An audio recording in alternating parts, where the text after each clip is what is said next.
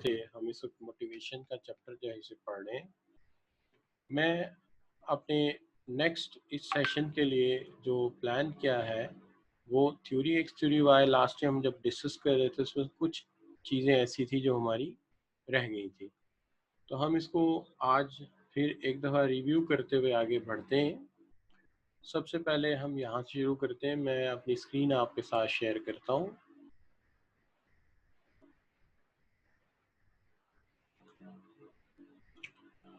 तो देखिए, theory Y theory x में हम बात कर रहे हैं मोटिवेशन के चैप्टर में। तो आई होप कि आपको मेरी स्क्रीन जो है वो नज़र आ रही होगी।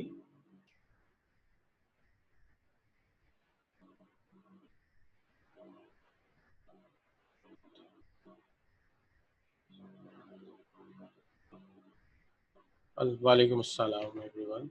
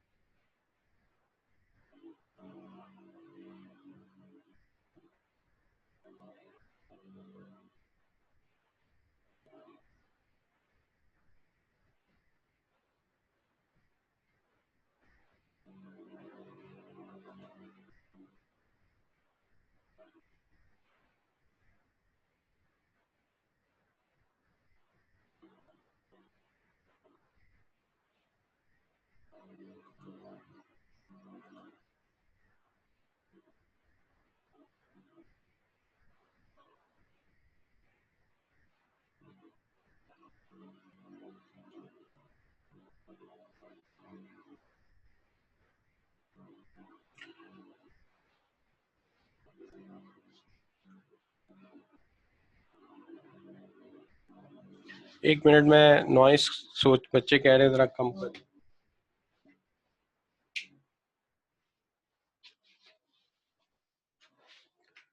देखिए, अब नॉइस ठीक है आपको लोगों के लिए? आवाज़ तो नहीं आ रही कोई ज़्यादा? जी सर, आवाज़ तो सही आ रही है आपकी। सही आ रही है, अच्छा ठीक है। सर रिकॉर्डिंग बच्चा का कोई, बटन दबा दिएगा। हाँ बस मैं करने लगा हूँ जी। तो बच्चा कोई कह रहा था कि शायद कोई नॉइस आ रहा है। अच्छा, मेरे स्लाइड्स आ रही नज़र सामने? जी सर, क्लियर आ रही है। और स्लाइड भी आ रही हैं? बिल्कुल बिल्कुल। अच्छा ठीक है। तो लेट मी स्टार्ट प्लीज।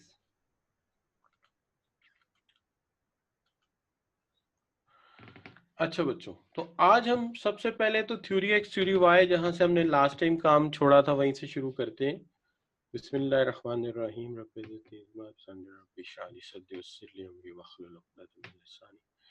देखिए बच्चों, सबसे पहली बात ये है कि लास्ट टाइम हम ये बात कर रहे थे कि दो डिफरेंट टाइप्स के मैनेजर हैं। एक मैनेजर ऐसे हैं जो ये समझते हैं कि हमारे पास ऐसे वर्कर्स हैं जो थ्योरी एक्स वर्कर्स हैं, और दूसरे ऐसे हैं जो सोचते हैं कि हमारे पास थ्योरी वाई वर्कर्स हैं।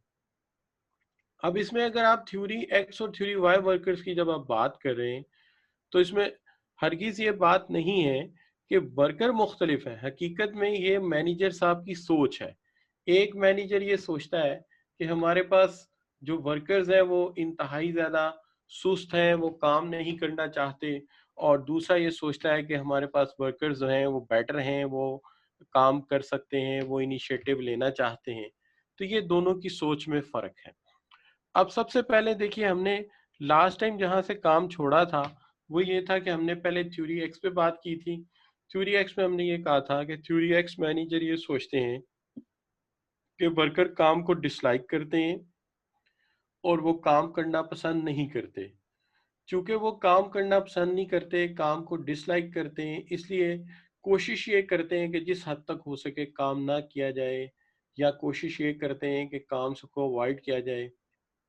इसलिए इन मैनेजर्स की सोच ये है कि क्यों ना ऐसा किया जाए कि वर्कर्स को थ्रेट किया जाए, इन्हें डांट डपट की जाए, इनके साथ कोई जो है सख्ती का सलूक किया जाए, और इन्हें जो है वो काम पे लाया जाए और इनसे काम लिया जाए। और इसके अलावा इनका ख्याल ये है कि ये जो वर्कर्स हैं ये रिस्पॉन्सिबिलिटी लेनी नहीं चाहते। जब ये रिस्पॉन्सिबिलिटी लेनी नहीं चाहते तो अल्टीमेटली क्या किया जाए if they don't want to take the responsibility, तो हम इनके ऊपर सख्ती का सलूक करें। लेकिन सवाल ये है कि फिर अगर ये काम भी नहीं करना चाहते, इन पर सख्ती भी की जा रही है, तो फिर ये क्यों काम पे आते हैं? तो फिर इसकी वजह ये है कि they put security above all, they place security above all. इनको अपनी ज़रूरियात की ज़रूरत है, सैलरी की ज़रूरत है, इन्हें बेसिक नीड चाहिए। अगर वो नीड पूरी हो जाती तो ये काम पे ना आते। तो ये इनकी सोच है। दूसरे जो मैनेजर्स हैं, वो ये सोचते हैं कि नहीं, वर्कर ऐसे नहीं होते, बल्कि वर्कर्स तो इस तरह होते हैं कि they like to work, they love to work. वो काम करना पसंद करते हैं, और वो काम करना जो है वो चाहते हैं कि सेल्फ डायरेक्शन लें। और एक एवरेज इंसान भी चाहता है कि वो एक रिस्पॉन्सिबिलिटी को ना सिर्फ ढूंढे, उसे मिले, बल्कि वो इसे इस तरह निभाए कि उसके अंदर वो कोई नाम और इज्जत कमाए। लिहाजा जो लोग नीचे काम करते हैं उनके पास भी अच्छे आइडियाज, क्रिएटिव आइडियाज हो सकते हैं। तो लिहाजा उनका ये ख्याल है कि जो नीचे के लोग बैठे हुए हैं, they are also having some sort of creative ideas as well. So therefore the theory Y managers हैं, वो ये कहते हैं कि नो, वर्कर्स जो है वो ऐसे नहीं होते कि काम ना पसंद करें, बल्कि they like work as rest and play. वो अपने काम को इंजॉय करते हैं। जैसे आप देखते हैं कि आपके टीचर्स किस तरह एक लेक्चर को इंजॉय करते हैं। वो लेक्चर देते वक्त दे हैव अ प्लेयर, कि वो अपने आप को एक्सप्रेस कर रहे हैं, अपने व्यूज दे रहे हैं लोगों को, और लोगों को तालीम दे रहे हैं। इसी तरह हर शख्स अपने काम को इंजॉय करता है और इनोवेटिव डिसीजन ले सकता है। तो ये है हमारे थ्योरी वाई वर्कर्स। अब सवाल ये पैदा होता है कि क्या हमें ये क्लियर हो गया कि थ्योरी वाई और थ्योरी एक्स वर्कर्स में फर्क क्या है? तो सबसे पहले मैं आपके कमेंट्स में ये देखता हूँ कि ये आपको बात समझ आई है। Please, I am waiting. जी अब्दुल्ला, ठीक हो गया। Fasiullah, Tanzila, Mohsin, Amna, Mustafa, good good. चलें, यहां तक हमारा काम मुकम्मल हो गया। हमें थ्योरी एक्स और थ्योरी वाई वर्कर समझ आ गए। अब यहाँ पे जो बात इंपॉर्टेंट है वो ये है कि जो हमारे जो मैकग्रेगर साहब हैं, वो क्या कहते हैं। मैकग्रेगर साहब ये कहते हैं कि अगर आप लोगों को मोटिवेट करना चाहते हो, he himself held belief that theory y assumption were more valid than theory x। अगर आप लोगों को मोटिवेट करना चाहते हो तो आपको थ्योरी x से काम नहीं लेना होगा, थ्योरी y से काम लेना। Therefore, he imposed such ideas as participative decision making and responsibility and challenging job and group relationship approach. तो वो ये कहते हैं कि अगर लोगों को मोटिवेट करना है तो फिर तुम थ्योरी वाई से काम करो। और ये जो मैंने आपके सामने एक पिक्चर लगाई है, अगर हम थ्योरी एक्स से काम लेते हैं तो you see your worker will be like a dull, ये डिमोटिवेटेड नजर आ रहा है। लेकिन जब थ्योरी वाई से काम लेते हो, वर्कर को रिस्पॉन्सिबिलिटी देते हो, वर्कर को काम करने का मौका देते हो, इसको अपनी मर्जी से काम करने की इजाजत भी देते हो, और कहीं इसको डिसीजन मेकिंग का मौका भी दोगे, और समझोगे कि ये काम करना चाहता है, यानी उस पर रिलाई करोगे, उस पर डिपेंड करोगे, तो उसको एक रिस्पेक्ट दोगे, तो अल्टीमेटली क्या होगा, he will be more motivated like the picture showing. But theory x is not the right theory. तो वो कहता है कि थ्योरी एक्स वैलिड थ्योरी नहीं है। अगर काम करना है, मोटिवेट करना है, तो थ्योरी वाई से काम लेना होगा। और थ्योरी वाई का मतलब आप जानते हैं कि हम ये सोचें, लोग काम को पसंद करते हैं एज रेस्ट एंड प्ले, लोग सेल्फ डायरेक्शन लेना चाहते हैं, सेल्फ कंट्रोल चाहते हैं कि काम अपनी मर्जी से अपने वेज में करें। और दूसरी बात यह है कि वो चाहते हैं कि रिस्पॉन्सिबिलिटी उन्हें दी जाए, और एक आम इंसान भी अच्छा फैसला कर सकता है। ये लाजिम नहीं कि ऊपर बैठे लोग ये अच्छा फैसला करें या टॉप पे जो बैठे लोग हैं वो ये अच्छा फैसला करें। तो यहाँ तक बात हो गई। तो अगर हमें यहाँ तक समझ आ गई तो हम आपकी अंडरस्टैंडिंग भी थोड़ी टेस्ट कर लेते हैं। चलें, अंडरस्टैंडिंग टेस्ट करने के लिए आपके सामने एक सवाल है। Suppose you have theory X workers at your office, and as per opinion of Douglas McGregor, how you can motivate theory X worker by offering। आप कैसे वर्कर्स को मोटिवेट करेंगे। Suppose you have theory X worker at your office and as per opinion of Douglas McGregor, आप क्या करेंगे? अगर आपके पास theory X worker हैं तो आप क्या करोगे? जी, मैं कमेंट्स बॉक्स में देखता हूँ कि आप क्या राय देते हैं। जी शाबाश।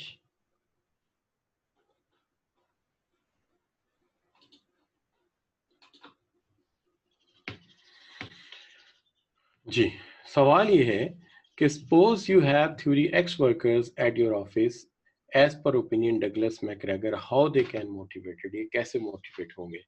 तो मैं देखता हूँ कि थ्योरी एक्स वर्कर्स को मोटिवेट करने का जो तरीका कार है वो एक ही है जो सब बच्चों ने कहा, ए। ये काम पे सिर्फ इसलिए आते हैं कि इन्हें सिक्योरिटी और मनी चाहिए, और कोई वजह ही नहीं है। लिहाजा इनको मोटिवेट करने का तरीका क्या है? पैसा दो, अच्छी सैलरी दो, और कोई तरीका नहीं है। अच्छा जी, दूसरी बात दूसरी बात यह है, the management of Venus brother limited runs a tight policy with strict time keeping system, procedure and rules. Managers are of the opinion that if we allow workers to have freedom at work, they generally take advantage of it and damage the work and environment. तो Venus brothers ये कहते हैं कि हमें tight control रखे हुए हैं, time keeping बड़ी स्ट्रिक्ट है, रूल्स और रेगुलेशन बड़े सख्त हैं, और उनका ख्याल ये है कि अगर जरा सा फ्रीडम दिया वर्कर को तो काम भी खराब करेंगे, माहौल को भी खराब करेंगे. तो managers are watching workers with which of the following lenses, किस लेंस से वो उन्हें देख रहे हैं. जी, मैं आपके कमेंट्स में जाके देखता हूँ आप क्या ओपिनियन देते हैं. तेजी से ओपिनियन आ रही हैं. तो most of the students said A, that's correct. Theory X worker हैं, इसीलिए वो उन पर सख्ती करना चाहते हैं. बिल्कुल सही मोहम्मद जैन.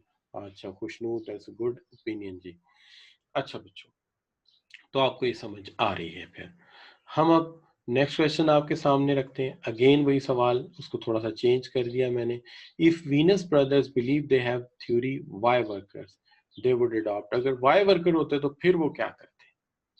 अगर वीनस ब्रदर्स के पास थ्योरी वाई वर्कर होते तो वो क्या करते? एक ये है कि a dictatorial and authoritarian style adopt करते. देखिए थ्योरी वाई वर्कर पे चलता है ये स्टाइल? नहीं, थ्योरी वाई पे तो डिक्टोरियन और अथॉरिटेरियन स्टाइल ज्यादातर काम करता है थ्योरी एक्स वर्कर्स पे. उन्हें क्या अलाउ करोगे आप? शाबाश, पार्टिसिपेशन अलाउ करोगे, emphasize on responsibility and self direction दोगे, टाइट एंड ब्यूरोक्रेटिक कंट्रोल उन पे नहीं करोगे. तो कौन से वाले दो ऑप्शन पिक किए जाए तो नीचे वाला ऑप्शन मुझे मिल जाएगा? शाबाश, दैट इज बिल्कुल ठीक. 2 and 3, 2 and 3 जो ऑप्शन है, this option is C option. This option is C option. 2 और 3 जिसने लिख दिया उसने भी सही लिखा है, लेकिन पेपर में ऑप्शन देना होगा. ठीक है, तो pick up A B C and D. तो इसमें से सी करेक्ट ऑप्शन है. यू आर वेरी राइट जी, थैंक यू वेरी मच. शाबाश. अगेन एक सवाल आपके सामने. The gain to both individual and organization from promoting good mental health and work at work and authority delegation is reflect to increase the presence of subordinate in scheduling work, well-being and production plan. अगर हम workers को involve करते हैं worker planning में, production plan में, और उसके साथ साथ उन्हें एक अच्छा माहौल देते हैं हेल्थ एंड सेफ्टी का, तो व्हाट वी बिलीव, क्या रिफ्लेक्ट करता है ये? अगेन हम देखते हैं आपके कमेंट्स में जाके क्या रिफ्लेक्ट करता है ये. जी बिल्कुल सही. It's reflects the you are having theory Y workers. Theory Y, इसीलिए तो आप उन्हें अथॉरिटी दे रहे हैं, इसीलिए तो उन्हें आप क्या कर रहे हैं, अलाउ कर रहे हैं कि ठीक है आप प्लानिंग में भी आओ, हमारे साथ वर्किंग में भी आओ. तो अगर ऐसी सूरत हाल होगी तो you will allow them theory Y workers. तो यहाँ पे theory Y worker correct option है. तो मोस्टली स्टूडेंट का आंसर ठीक है. तो उसकी वाई वर्कर होने की वजह क्या है? क्योंकि हम उसे डेलीगेशन दे रहे हैं, यानी अथॉरिटी डेलीगेट कर रहे हैं, उसको अलाउ कर रहे हैं तुम स्केड्यूलिंग में हमारे साथ काम करो और प्लानिंग में भी करो. इसका मतलब हम वर्कर को इस काबिल समझते हैं कि वो ऊपर आए और आकर प्लानिंग में पार्टिसिपेट करे. तो ये है जो हमारा यहाँ पे करेक्ट आंसर बनता है. अब जहां तक है आपकी बात, आगे बढ़ते हैं और बात करते हैं हम टू फैक्टर थ्योरी, फ्रेडरिक हेसबर्ग. तो देखिए फ्रेडरिक हेसबर्ग के ऊपर हम बात कर रहे हैं और टू फैक्टर थ्योरी स्टार्ट कर रहे हैं. तो बिस्मिल्लाहिर्रहमानिर्रहीम. आप सब बच्चे जो हैं सबसे पहले तो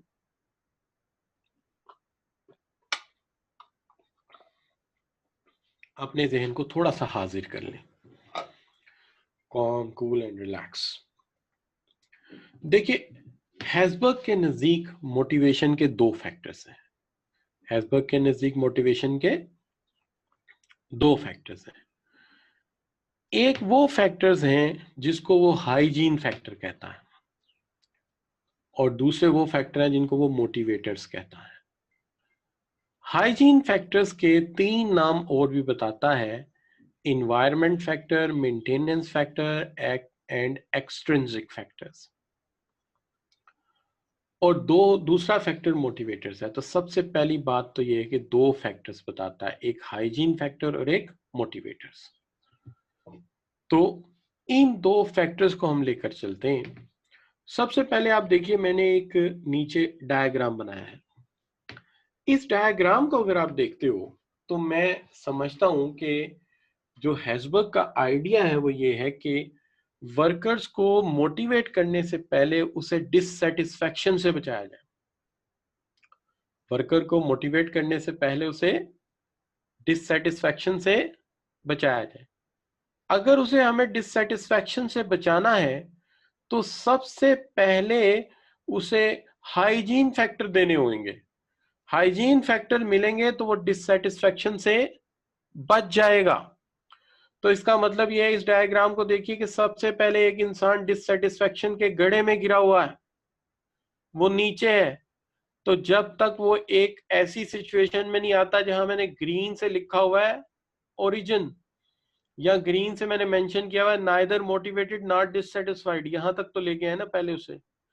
तो सबसे पहले अवॉइड करें डिससेटिस्फैक्शन को। अगर डिससेटिस्फैक्शन को अवॉइड करना है तो सबसे पहले उसे हाइजीन फैक्टर दें।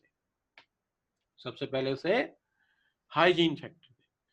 तो हाइजीन फैक्टर देंगे तो डिससेटिस्फैक्शन से बचेगा और बचकर एक नॉर्मल कंडीशन में आएगा, और नॉर्मल कंडीशन में आ जाएगा तो फिर मोटिवेटर उसे मोटिवेट करेंगे तो वो ऊपर जाना शुरू हो जाएगा, जहां पे मैं पॉइंट कर रहा हूं इस वक्त। लिहाजा सबसे पहले किस चीज से बचाना उसे? डिससेटिस्फैक्शन से। डिससेटिस्फैक्शन से बचाना है तो उसे पहले डिससेटिस्फैक्शन से निकालो, और डिससेटिस्फैक्शन से निकालने के लिए उसे क्या देने पड़ेंगे? Hygiene factors. तो हाइजीन फैक्टर मोटिवेट नहीं करते। हाइजीन फैक्टर्स जो हैं वो वर्कर को डिससेटिस्फैक्शन से बचाते हैं। मैं रिपीट करता हूं, हाइजीन फैक्टर मोटिवेट नहीं करते बल्कि वो वर्कर को डिससेटिस्फैक्शन से बचाते हैं। लिहाजा उसे पहले डिससेटिस्फैक्शन से निकालना पड़ेगा। नीचे येलो में लिखा हुआ है डिससेटिस्फैक्शन, यहां से आप उसे निकालो। किस तरह से निकालोगे? हाइजीन फैक्टर देके। तो हाइजीन फैक्टर मोटिवेट नहीं करते बल्कि डिससेटिस्फैक्शन से वर्कर को बचाते हैं, और मोटिवेटर्स जो हैं उसके बाद काम करते हैं, पहले हाइजीन फैक्टर काम करते हैं। एक बात।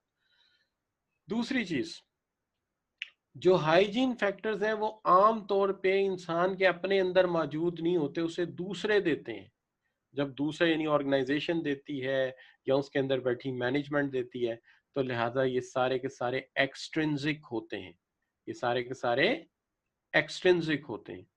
तो आप यूं कह सकते हो कि पहले हम डिससेटिस्फैक्शन में होते हैं, और डिससेटिस्फैक्शन से निकालने के लिए हमें हाइजीन फैक्टर दिए जाते हैं।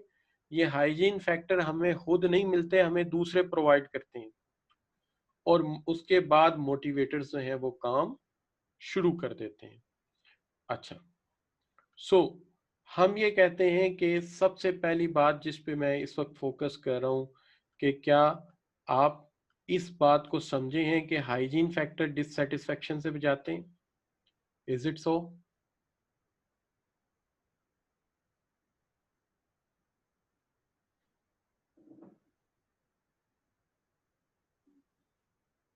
बिल्कुल ठीक हो गया, बिल्कुल ठीक हो गया, यस ठीक है जी। अच्छा, तो इसका मतलब ये हो गया कि आपको ये समझ आई है hygiene factor is to avoid the dissatisfaction and motivator is for the sake of satisfaction. लेकिन पहले मुझे क्या चाहिए? हाइजीन फैक्टर चाहिए। मैं सबसे पहले इन हाइजीन फैक्टर का नाम बार बार ले रहा हूं, बताऊं तो सही है क्या? देखिए, सबसे पहली चीज है policies and procedure for staff. अगर पॉलिसीज और प्रोसीजर फॉर स्टाफ जो हैं वो अच्छे नहीं होंगे, तो आप ये जानते हैं, if you have don't have good policies and procedures, ultimately इसका नतीजा ये होगा कि वर्कर डिससेटिस्फाइड हो जाएगा। मिसाल के तौर पे किसी वर्कर को छुट्टी की जरूरत है, वो बीमार है, आपने प्रोसीजर ये बनाया है कि तुम्हें एप्लीकेशन लेके आना होगा, सुपरवाइजर से अप्रूव करवाना होगा, फिर तुम्हें छुट्टी मिलेगी। अब जरा गौर फरमाइए कि अगर बिल फर्ज वो वर्कर जो है वो 104 बुखार में है, 102 बुखार में है, वो आके एप्लीकेशन अप्रूव कराएगा, तो आपने ऐसी पॉलिसी बना दी है, ऐसा प्रोसीजर बना दिया है जिससे सेटिस्फैक्शन डिससेटिस्फैक्शन बढ़ेगी, जिससे डिससेटिस्फैक्शन बढ़ेगी।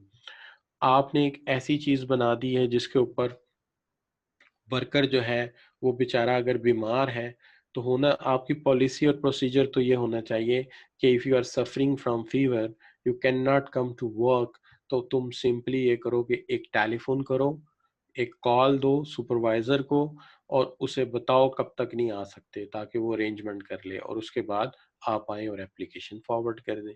तो ये पॉलिसी या प्रोसीजर ऐसा है जिससे डिससेटिस्फैक्शन नहीं होगी। लेकिन अगर आप कहते हो 72 घंटे पहले बताओ जी, 48 घंटे पहले बताओ जी अगर छुट्टी चाहिए, तो भाई जिसको बुखार आ जाएगा या जिसको नेचुरली कोई प्रॉब्लम आ जाए, कोई अजीज रिश्तेदार उसका जो है वो गुजर गया, वो क्या करे। तो लिहाजा ऐसी पॉलिसी और ऐसे प्रोसीजर ना बनाए जाएं जिससे डिससेटिस्फैक्शन बढ़े। पॉलिसी और प्रोसीजर ऐसे बनाए जाएं जो कि सपोर्टिव हो वर्कर के लिए, तो फिर वर्कर डिससेटिस्फाइड नहीं होगा। इसका मतलब है डिससेटिस्फैक्शन से अगर वर्कर को बचाना है तो हमें हर सूरत क्या करना होगा, हमें हर सूरत जो है उसको प्रोवाइड करनी होगी एक अच्छी पॉलिसीज एंड प्रोसीजर्स। दूसरी चीज, अगर हम उसे एक सूटेबल क्वालिटी का सुपरवाइजर नहीं देंगे, सूटेबल क्वालिटी का सुपरवाइजर नहीं देंगे, एक ऐसा सुपरवाइजर जो कि उसको डांटे नहीं, अब्यूज नहीं करे और किसी किस्म का इमोशनल पिंचिंग ना करे, बल्कि जब भी उसे कोई काम पूछना हो, कोई काम समझना हो, तो वो उसे बड़े काम तरीके के साथ, बड़े कंफर्टेबल तरीके के साथ उसके साथ बात करे और उसको समझाए, उसकी जो है वो काउंसलिंग करे, उसकी कोचिंग करे, तो फिर तो पॉलिसीज अच्छी रहेंगी और लोग मोटिवेट होंगे। लेकिन अगर बिल फर्ज फिजिकल जो आपका सुपरवाइजर है वो डांट डपट करता है, लोगों को अब्यूज करता है, लोगों को डांटता है, तो फिर तो वो मोटिवेट नहीं होंगे, फिर तो डिससेटिस्फाइड हो जाएंगे। लिहाजा हमारा मसला ये है कि डिससेटिस्फैक्शन को अवॉइड करना है, तो पॉलिसीज भी अच्छी होनी चाहिए और सुपरवाइजर भी अच्छा होना चाहिए। तीसरी चीज, अगर मशीन अच्छी नहीं है, इक्विपमेंट अच्छा नहीं है, पीने को पानी नहीं है, साफ सुथरे डेस्क नहीं है, रोशनी का प्रॉपर इंतजाम नहीं है, तो आपकी फिजिकल वर्किंग कंडीशन भी पुअर है। ठीक है जी। और एक रिक्वायरमेंट और भी होती है कि ईच 100 वर्कर्स के ऊपर 5 to 10 वॉशरूम्स होने चाहिए। एक ऐसा माहौल होना चाहिए जहाँ फिजिकल जरूरियात सारी पूरी होती हों। अगर ये जरूरियात पूरी नहीं हो रही तब भी वर्कर डिससेटिस्फाइड हो जाएगा। तो पॉलिसीज अच्छी दो, प्रोसीजर अच्छे बनाओ, सुपरवाइजर अच्छा दो, उसके साथ साथ प्लेजेंट वर्किंग कंडीशन दो, तो इससे मोटिवेशन नहीं मिलेगी लेकिन डिससेटिस्फैक्शन से बच जाएंगे हम वर्कर को डिससेटिस्फाई होने नहीं देंगे। इसी तरह अगर टीम वर्कर अच्छे होंगे, को वर्कर अच्छे होंगे, किसी काम में आपकी मदद करने में वो आपको हेल्प करेंगे और कोई काम में आपको प्रॉब्लम है आपको सपोर्ट करेंगे। लेकिन यहाँ ये सूरत हाल हो जाए कि आप कोई जो है वो नेल के साथ कोई तस्वीर टांगने दीवार पर चढ़े हैं और आपका स्क्रू ड्राइवर नीचे गिर गया है, तो उसने जनाब ठुड्डा मार के और आगे फेंक दिया, साथ सीढ़ी भी खींच ली है। तो ऐसे माहौल में तो वर्कर डिससेटिस्फाइड ही होएगा। तो ऐसे वर्कर और ऐसे को टीम वर्कर होने चाहिए जो सोशली मॉरली आपको सपोर्ट करें। तो ये चारों बातें डिससेटिस्फैक्शन से बचाती हैं। कौन सी? अच्छी policies, suitable level of quality supervision, working condition and team work, तो ये आपको हमेशा डिससेटिस्फैक्शन से बचाएंगे। अब एक बात जो यहाँ पे आपके लिए नहीं हो सकती है, वो जरा मैं डिटेल में बात करता हूँ। वो ये है कि सैलरी भी जो है वो मोटिवेट नहीं करती, डिससेटिस्फैक्शन से बचाती है। सैलरी डिससेटिस्फैक्शन से बचाती है। अब आपके जहन में सवाल पैदा होगा कि सर ये डिससेटिस्फैक्शन नहीं, इसको मोटिवेशन में होना चाहिए था, मोटिवेटर्स में होना चाहिए था। लेकिन हेज़बर्ग इसकी जो एक्सप्लेनेशन देता है वो मैं आपको समझाने की कोशिश करता हूँ। देखिए सूरत हाल कुछ यूं मिसाल ले लेते हैं कि फर्ज कीजिए एक बच्चा जो है वो सीएमए क्वालिफाई करता है, वो जॉब पे लग जाता है। जब जॉब पे लग जाता है तो जाहिर बात है हमारे जो फाइनेंशियल सिस्टम है या हमारा जो सोसाइटल सिस्टम उसमें क्या होता है, बच्चे की शादी हो जाती है। फर्ज कीजिए उसकी इनिशियल ड्यूरिंग द ट्रेनिंग उसकी जो सैलरी है वो 25,000 है। ही गॉट मैरिड, 500 उसे पॉकेट मनी मिलता है, 24,500 उसकी फैमिली है उसकी वाइफ ले लेती है। वो मेहनत करता है, आगे सीनियर हो जाता है, उसकी सैलरी 50,000 हो जाती है, पॉकेट मनी उसको 500 मिलती है, 49,500 वाइफ ले लेती है। फिर वही बात होती है, उसकी सैलरी 1 लाख हो जाती है, 500 रुपये उसे पॉकेट मनी पेट्रोल का खर्चा मिलता है और 99,500 वाइफ ले लेती है। तो उसकी तो पॉकेट मनी वही रही।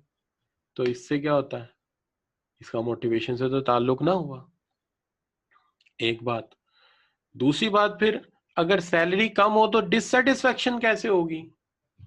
वो इस तरह से होगी कि जी वाइफ भी तो कंपेयर करेगी ना दूसरों की सैलरी क्या है, और अगर उससे कम हुई तो वो कहेगी जाओ दूसरी जगह अप्लाई करो। डिससेटिस्फेक्शन होगी, इसलिए सैलरी का मुआवजा होता है दूसरों से। लेकिन ये बात मैं ऐसे ही कर रहा था आपको चेक करने के लिए कि आप इसे सही परसीव कर लेते हैं। नहीं, ऐसा नहीं है, जस्ट जॉकिंग, ऐसा कुछ नहीं। असल बात क्या है? असल बात यह है कि हम अपनी आम जिंदगी में जब कम सैलरी होती है तो अपना बजट भी कम रखते हैं। हम एक कमेटी डाल देते हैं 5,000 की, 25,000 सैलरी है, 5,000 की कमेटी डाल दी, लाइफ बॉय यूज कर लिया, डेंटोनिक पाउडर से दांत साफ कर लिए, सैलरी बढ़ गई। हमने अपना म्यार जिंदगी ऊपर कर दिया, स्टैंडर्ड ऑफ लिविंग ऊपर ले गया। अब हम 10,000 की कमेटी डाल देते हैं, लक्स यूज करते हैं, क्लोजअप यूज करते हैं, सैलरी 1 लाख हो जाती है, सैलरी 25,000 हो जाती है, डव सोप पे चले जाते हैं। तो फिर भी क्या होता है कि जब सैलरी बढ़ती है, एक म्यार से दूसरे म्यार में जाने में सिर्फ 2 से 3 माह लग जाएंगे ज्यादा ज्यादा, तब तक आपको फील होगा मेरी सैलरी ज्यादा है। एक दफा ऊपर वाले म्यारे जिंदगी पे चले गए तो लगेगा शुरू से ऐसे ही हो रहा है। और सैलरी जितनी मर्जी हो, 25 तारीख को या 27-28 को खत्म हो जाती है। ठीक हो गई बात? इसलिए सैलरी कम होगी तो हम मुआवजा करेंगे दूसरों के साथ, कंपैरिजन करेंगे दूसरों के साथ और डिससेटिस्फाइड होंगे। लेकिन अगर बराबर होगी दूसरों के या ज्यादा होगी तो हम डिससेटिस्फाइड नहीं होंगे। लेकिन इसका मोटिवेशन से ताल्लुक लॉन्ग रन में नहीं है अकॉर्डिंग टू हेसबर्ग। तो मैं हेसबर्ग की बात समझा रहा हूँ, दोबारा रिपीट कर देते हैं। सैलरी कम है, हमारा बजट कम है। सैलरी बढ़ गई, हमारा बजट बढ़ गया। सैलरी हो जब बड़ी, बजट बढ़ गया, थोड़े दिनों में महसूस होगा जैसे शुरू से हमारी सैलरी इतनी ही थी और हम इतने ही पैसों में गुजारा कर रहे थे। लेकिन अगर कम होगी तो दूसरों से मुआवजा करेंगे तो फिर डिससेटिस्फाइड हो जाएंगे। लिहाजा सैलरी को हेसबर्ग ने मोटिवेटर्स में नहीं डाला, उसने इसको हाइजीन फैक्टर में डाला है कि सैलरी अच्छी होनी चाहिए ताकि आप जो है मुनासिब पैसों जो जो भी मिल रहे हैं वो दूसरों से कम नहीं होने चाहिए ताकि डिससेटिस्फाइड ना हो। ज्यादा होने की सूरत में हम अपना म्यार जिंदगी ऊपर ले जाएंगे, लेकिन फिर क्या होगा, हमें लगेगा कि शुरू से शायद हमारी सैलरी ऐसे ही थी। अब सबसे पहले फिर रिपीट करते हैं, वापस जाते हैं अपनी स्लाइड पे। शाबाश।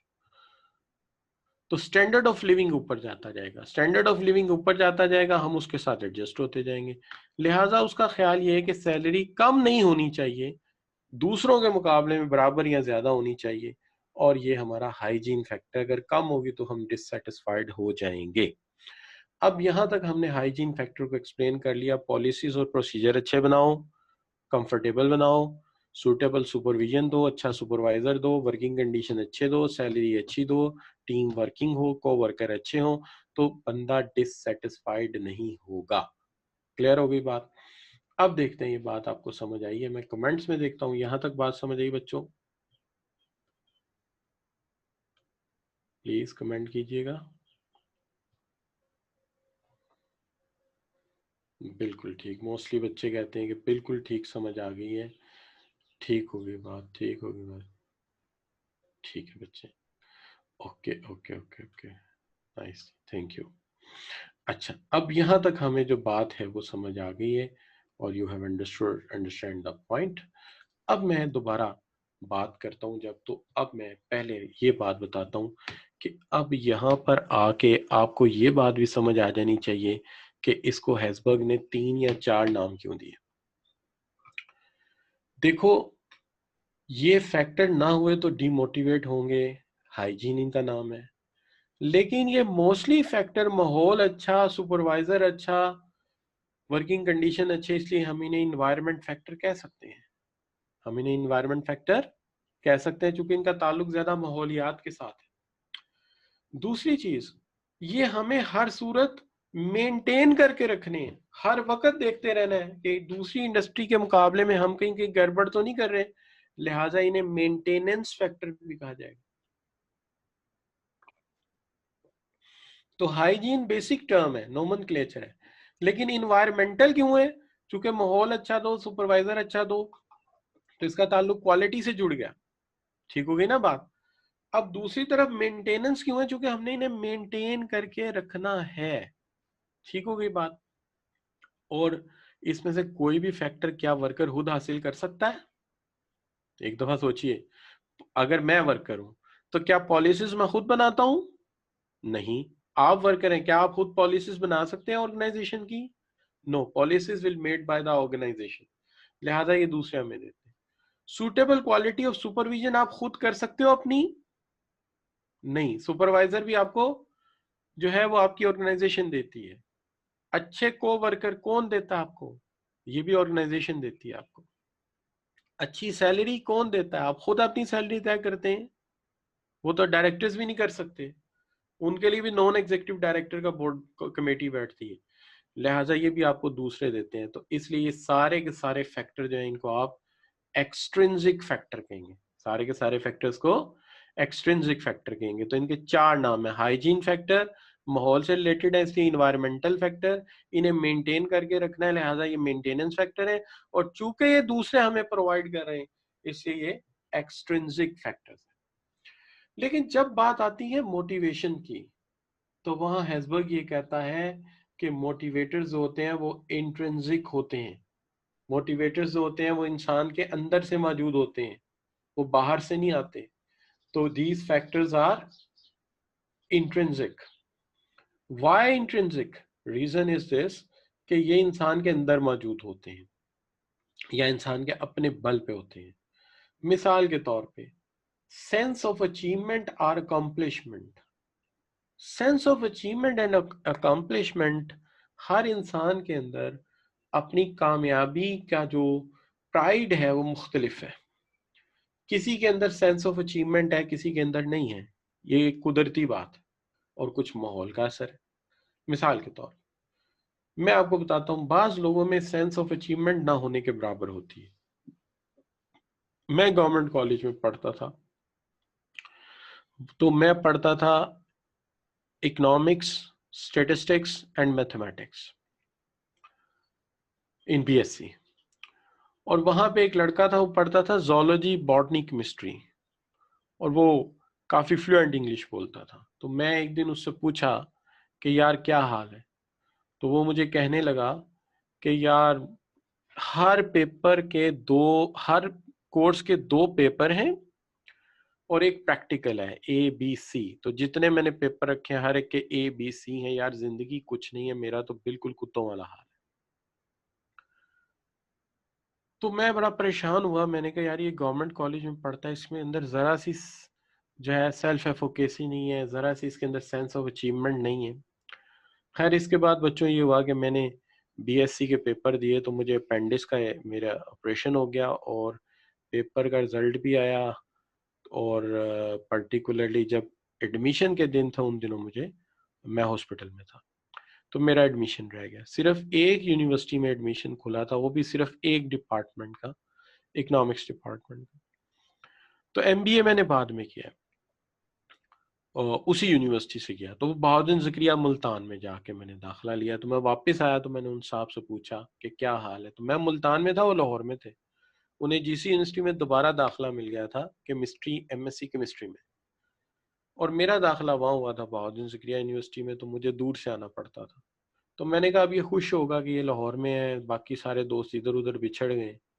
तो वो जनाब कहने लगे कि वो जो इतनी इतनी सी किताब होती थी वो इतना इतना बड़ा किताबू बन गया है, हर वक्त पढ़ते रहो, कोर्स खत्म नहीं होता, जिंदगी कुछ नहीं है, बस हमारा तो कुत्तों वाला हाल है।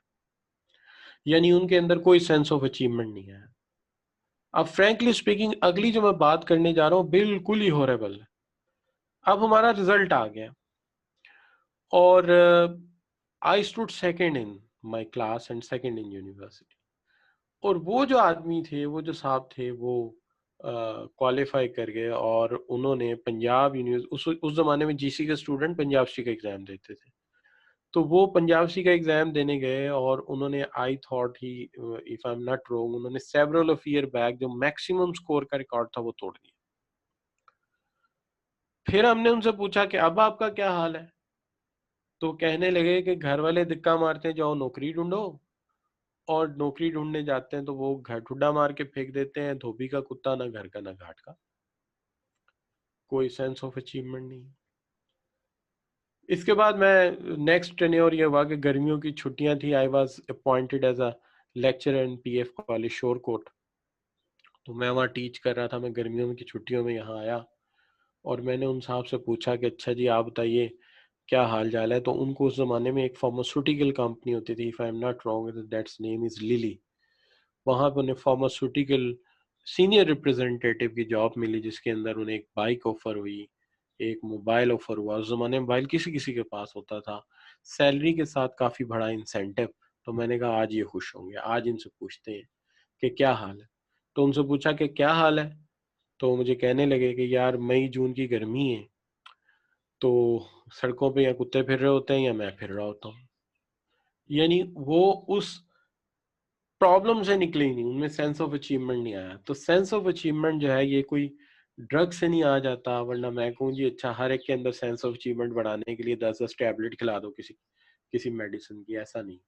ये किसी में हो सकता है, किसी में नहीं हो सकता, और ये इंट्रिंसिक है। इंट्रिंसिक का मतलब देखिए, मैंने एक वहां पे शक्ल बनाई हुई है, ये आपके ब्रेन के अंदर है, अगर है तो है, नहीं है तो नहीं है, जैसे उन साहब के पास नहीं था। तो मोटिवेशन का एक ताल्लुक आपके जो है वो सेंस ऑफ अचीवमेंट के साथ है, जो होना चाहिए। इसके लिए दूसरे क्या कर सकते हैं? दूसरे आपको प्राइज दे सकते हैं, शील्ड दे सकते हैं, इनाम दे सकते हैं, महसूस दूसरा ही वही करेगा जिससे मुतल्लिक। दूसरी चीज है increase the level of responsibility, कि जिम्मेदारी बढ़ जाए। तो ये भी मोटिवेशन का बहुत बड़ा फैक्टर है। तो एक ये कि बंदे में सेंस ऑफ अचीवमेंट हो, और दूसरा ये कि लेवल ऑफ रिस्पॉन्सिबिलिटी जब बढ़ाई जाए तो फर्द जिम्मेदारी महसूस करें। अब इसके साथ साथ है attraction of job itself, job की अट्रैक्शन आपके लिए बहुत ज्यादा हो। जैसे कि आप यूं कहो कि आप किसी ऐसी फील्ड में जाते हो जो आपकी हॉबी है, जो आपकी पसंदीदगी है, तो आप क्या करते हो? आप उस जॉब में जाते हो और जाकर काम शुरू कर देते हो। नतीजा ये होता है कि आप काम कर रहे हैं और कोई दूसरा आके कहता है भाई 6 बज गए, घर जाओ, मैंने ऑफिस बंद कराना है। यानी आप मस्त है अपने काम में, you are enjoying your work, you never know when 2 o'clock pass on हो गया, कब 3 बज गए, कब 4 बजे, कब 5 बजे। तो जॉब की अट्रैक्शन इतनी ज्यादा है।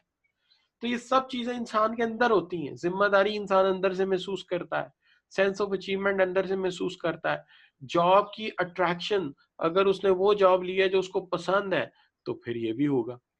एक चीज रहेगी, career advancement, training and development.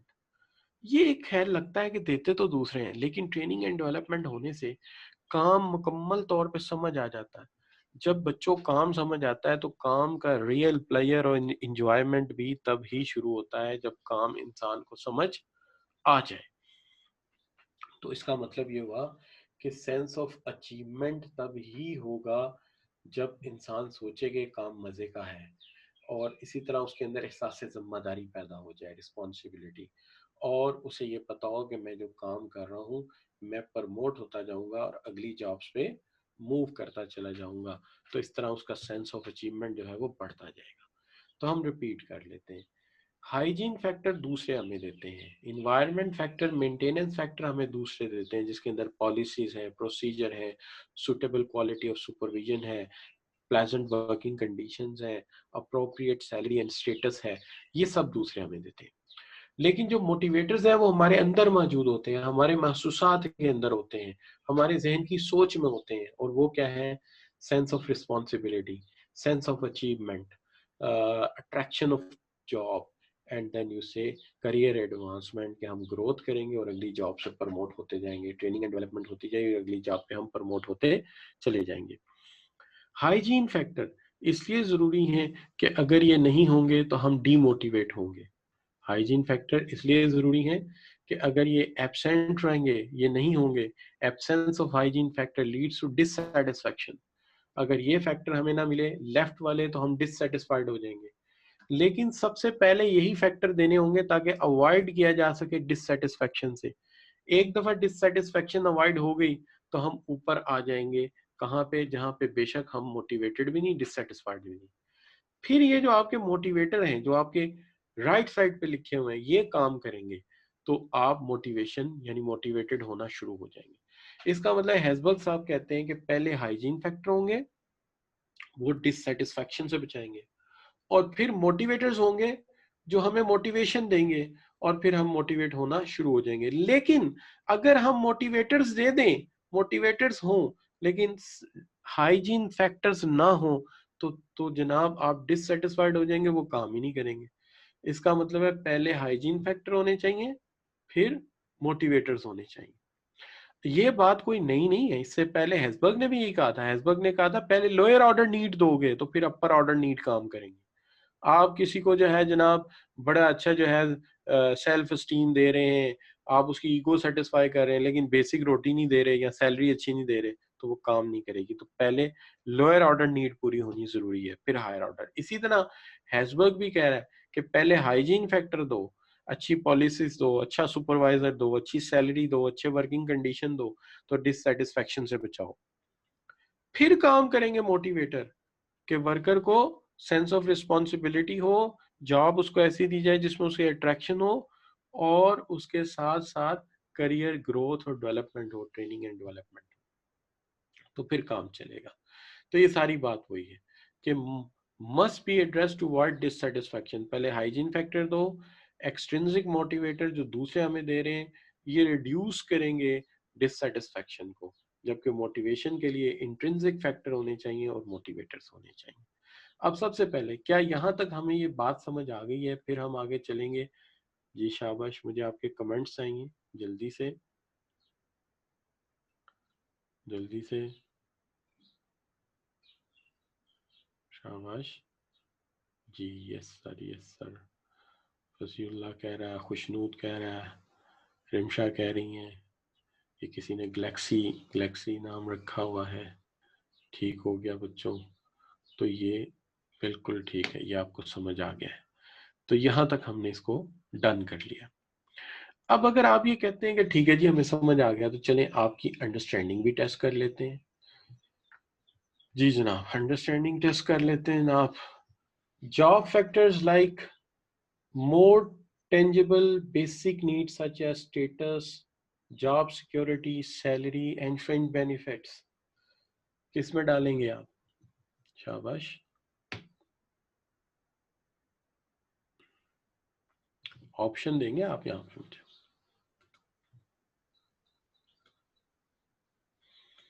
Ji, mostly students are correct in their answer. They will put them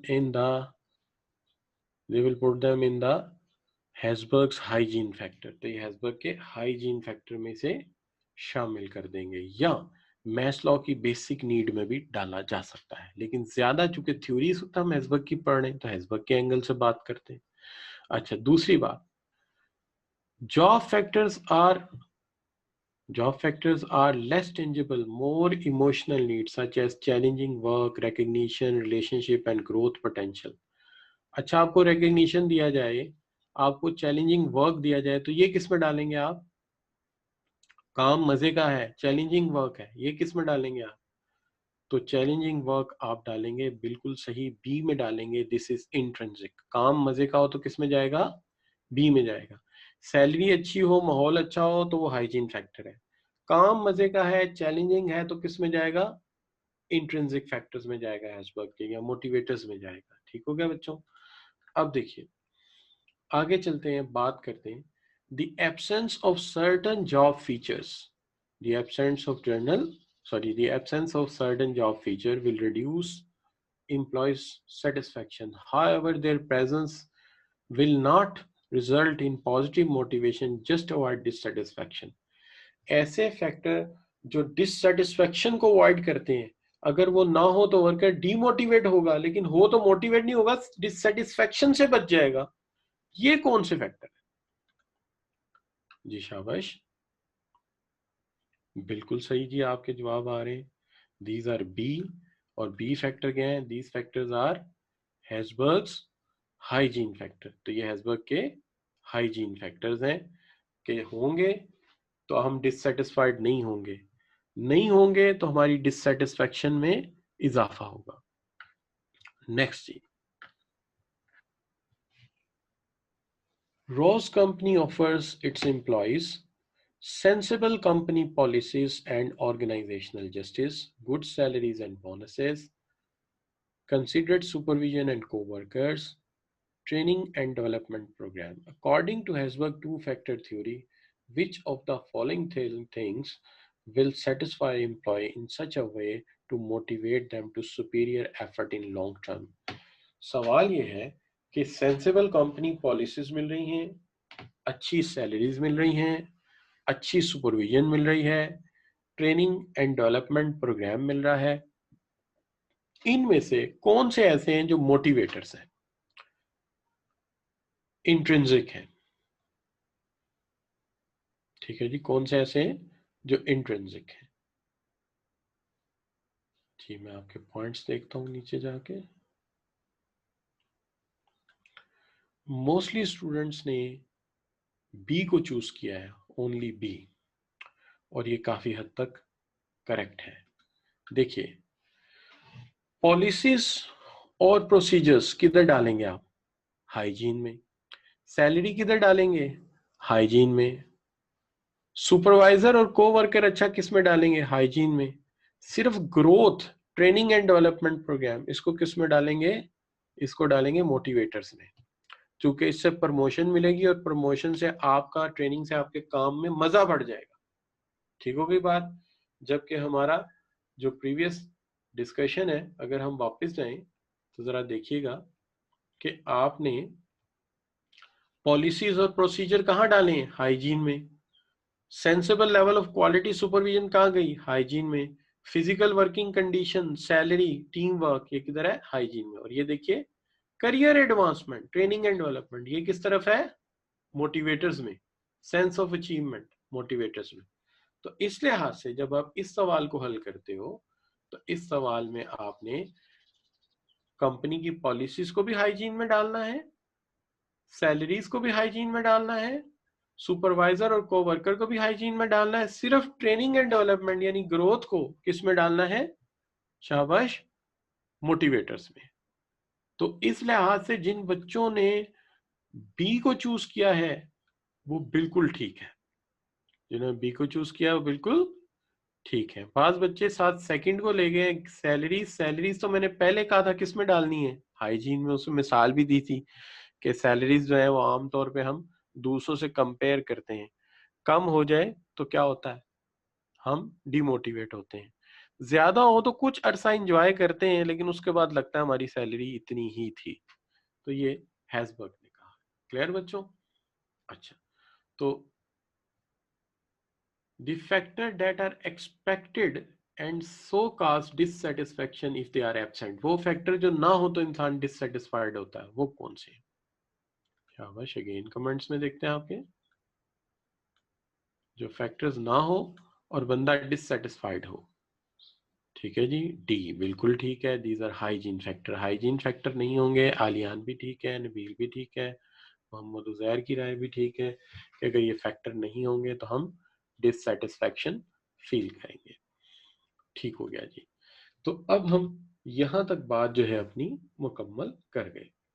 अच्छा, अब इसके बाद जो है हमारा जो नेक्स्ट इशू है जिसको हम देख रहे हैं, उसमें आज के हमारे बाकी मानदा काम में हमने देखा कि जो हमारी बाकी चीजें हैं उसमें क्वेश्चन 6 भी एक मैंने रखा था, चेक करते हैं इसको। All of the following which one is different from other alternative, बड़ा अच्छा सवाल है। All of the following which one is different from other alternative term used for same meaning। तीन टर्म सेम मीनिंग के लिए यूज होती है, which one is exception, एक मुख्तलिफ है इनमें से। तो मुख्तलिफ कौन सा है ये आपको पहचानना है और मुझे बताना है। मैं कमेंट्स में देखूंगा।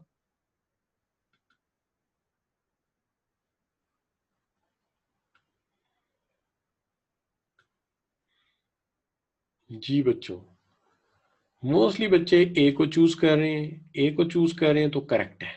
उसकी वजह देखिए, बात यह है कि जब हमने इस बात को शुरू किया तो यहां पे हमने लिखा कि ये चार फैक्टर, चार नाम है हाइजीन फैक्टर के, तीन अदर नाम, यानी हाइजीन डाल के चार। हाइजीन फैक्टर, इन्वायरमेंट फैक्टर चूंकि इनका ताल्लुक माहौल के साथ है, मेंटेनेंस फैक्टर चूंकि इनका ताल्लुक जो है किसके साथ है, शाबाश, जिनको मेंटेन रखना है, और इन्हें हम एक्सट्रिंसिक कहते हैं, ये दूसरे हमें देते हैं, जबकि मोटिवेटर इंट्रिंसिक होते हैं। अब यहाँ पे इस सवाल में अगर आप देखोगे तो यहाँ जानबूझ के एक ऐसी तरतीब बनाई गई थी जिसके अंदर यूं किया गया कि आपके सामने चार चीजें रखी गई। हाइजीन फैक्टर ही इन्वायरमेंटल फैक्टर है, हाइजीन फैक्टर ही मेंटेनेंस फैक्टर है, तो ये तीनों एक है। और मोटिवेटर इंट्रिंसिक है जो आपके राइट हैंड पे लिखे गए थे। ठीक होगी ना बात? तो वो मुख्तलिफ है, इसलिए ए डिफरेंट है और बाकी सारे क्या है, बिल्कुल सिमिलर है। ए डिफरेंट है, बाकी सारे सिमिलर है। तो अब हम यहां तक सबसे पहले तो आपसे ये पूछते हैं कि ये सारी बातें आपको समझ आ गई हैं? शाबाश, आपके कमेंट्स में देख रहा हूँ, यू अंडरस्टैंड दैट।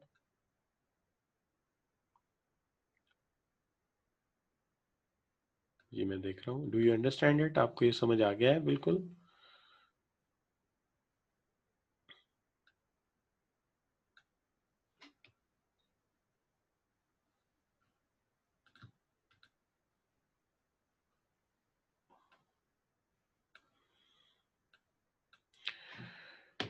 ठीक हो गया जी। फायदा यूसुफ बताएंगी कि यहाँ तक बात समझ आई है, मुजम्मिल बताएंगे यहाँ तक बात समझ आई है। शाबाश। बी ये कौन है? नाम से ही लिख दिया करें बेटा, मैंने बोलना होता है अगर तो आसानी रहती है। मुजम्मिल बता दें यहाँ तक लेक्चर समझ आ गया है? बिल्कुल ठीक हो गया। फायदा यूसुफ ठीक कह रही हैं, बाकी बच्चे?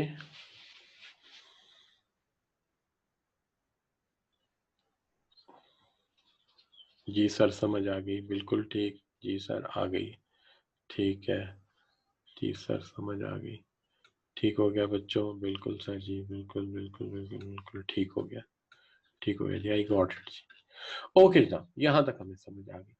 तो आज के लेक्चर को कंक्लूड कर लेते हैं। आज के लेक्चर में मैंने लास्ट टाइम जो थ्योरी पढ़ाई थी उसको वाइंड अप किया कि थ्योरी एक्स वर्कर वो हैं जो काम नहीं करना चाहते, मैनेजर समझते हैं कि सुस्त हैं, और वाई ये है कि मैनेजर समझते हैं कि वर्कर बड़े मेहनती हैं और उन्हें काम करना चाहिए। ठीक है, और उन्हें हमें हेल्प आउट करना चाहिए। तो मैकग्रेगर कहता है कि थ्योरी वाई वर्कर का जो बिलीफ है ये ज़्यादा करेक्ट है, हमें यही समझना चाहिए कि लोग काम को पसंद करते हैं, जिम्मेदारी लेना चाहते हैं। हैसबर्ग की थ्योरी में आज हमने देखा कि there are two factors. One factors are hygiene factor, जिसके अंदर पॉलिसीज हैं, उसके साथ साथ अच्छा सुपरवाइजर है, अच्छे वर्कर्स हैं, अच्छी सैलरी है, तो ये हाइजीन फैक्टर हैं, ये मोटिवेट नहीं करते, ये डिससेटिस्फैक्शन से बचाते हैं। अगर ये ना हो तो वर्कर डिससेटिस्फाइड हो जाता है, लेकिन ये अगर हो तो इनका मोटिवेशन से ताल्लुक नहीं है, इनका ताल्लुक डिससेटिस्फैक्शन से। तो हम सवाल पूछते हैं कि मोटिवेशन का ताल्लुक किसके साथ है? तो फिर यहाँ पे हैसबर्ग साहब कहते हैं कि मोटिवेशन मिलती है जब इंसान के अंदर सेंस ऑफ अचीवमेंट हो, वो रिस्पॉन्सिबिलिटी फील करे, उसे लगे कि उसका काम उसके लिए बाइसे फरहत है, बाइसे प्लेयर है, और उसको काम की जो सेटिस्फैक्शन है वो ज्यादा हो, और इसके साथ साथ उसे ग्रोथ मिले, प्रमोशंस मिले। प्रमोशंस मिलने से इंसान ऊपर मूव करता है और इससे उसकी सेटिस्फैक्शन और ज़्यादा बढ़ती है और उसका सेंस ऑफ अचीवमेंट भी और बढ़ता है। और दूसरा, ट्रेनिंग एंड डेवलपमेंट देने से ग्रोथ मिलती है। और ट्रेनिंग एंड डेवलपमेंट एक ऐसी चीज़ है, अगर इंसान को दी जाए तो उसके नतीजे में जो है ह्यूमन बीइंग जो है उन्हें काम की ज़्यादा समझ आती है और आप काम को एंजॉय भी तब ही करते हो जब आपको काम की पूरी पूरी मुकम्मल तौर पर समझ आ जाती है। अगर आपको मुकम्मल तौर पर उसकी समझ नहीं आएगी तो फिर आप काम को भी इतना ज़्यादा एंजॉय नहीं करेंगे। तो आई होप कि यहाँ तक आपको समझ आई होगी। जो आपकी छोटी-छोटी चीज़ें हैं कि आपके नोट्स, आपको ये जो स्लाइड्स हैं इसी पे मैं नोट्स बना रहा हूँ। यही मैं आपको पीडीएफ फॉर्म में सेंड कर देता हूँ और ये आपको मेल भी किए जा रहे हैं आईसीएमए की तरफ से। और जो आपका ग्रुप है उस पे भी ये पड़े हुए होते हैं। आपका काम है वहीं से लेके प्रैक्टिस करें और वहीं से लेके इनको आप यूटिलाइज़ करें। तो आई होप कि आपको यहाँ तक समझ भी आई है, आपके कमेंट्स भी मैंने ले लिए। आप लोग thank you very much for joining. लेकिन अब ये जो बाकी का टाइम हमारा है, हम जितना भी ऑनलाइन काम कर रहे हैं, आपने कोशिश ये करनी है कि इस टाइम को बेस्ट यूटिलाइज़ करें और हमें अच्छा रिजल्ट लाना है। यही वजह है कि मैं प्रैक्टिस पे ख़ास फ़ोकस्ड हूँ और उसके ऊपर मैं काफ़ी मेहनत करता हूँ। सवालात मैं ढूँढ के भी लाता हूँ, खुद भी बनाता हूँ ताकि आप लोगों को काफ़ी ज़्यादा बात जो है वो समझ आए। तो ये जो चीज़ें हैं ये इसके ऊपर ये है कि I am doing my best and but I expect कि आपकी तरफ से भी मुझे बेस्ट रिजल्ट चाहिए। और वो तभी है जब आप हार्ड वर्क करेंगे और पूरी तरह इन कॉन्सेप्ट्स को जिस तरह मैं समझा रहा हूँ परसीव करेंगे। तो thank you very much for joining. अल्लाह हाफिज़। कल इंशाल्लाह कल का जो हमारा टॉपिक होगा, कल हम हेज़बर्ग की थ्योरी के जो हेज़बर्ग ने हमें सजेशंस दी हैं मोटिवेशन के लिए उस पे बात करेंगे। और फिर हम कोशिश करेंगे कि थोड़ी सी बात करें हम प्रोसेस थ्योरी के ऊपर कल इंशाल्लाह। तो कल इंशाल्लाह इस पर बात होगी। Thank you very much for joining. ठीक है जी, जो आपके पुराने लेक्चर हैं वो भी सारे के सारे मेरे ग्रुप में पड़े हुए हैं। ठीक है जी, तो आई होप सो फार यहाँ तक हमें समझ आई है और कल इंशाल्लाह आपसे मुलाकात होगी। Thank you very much for joining. Allah.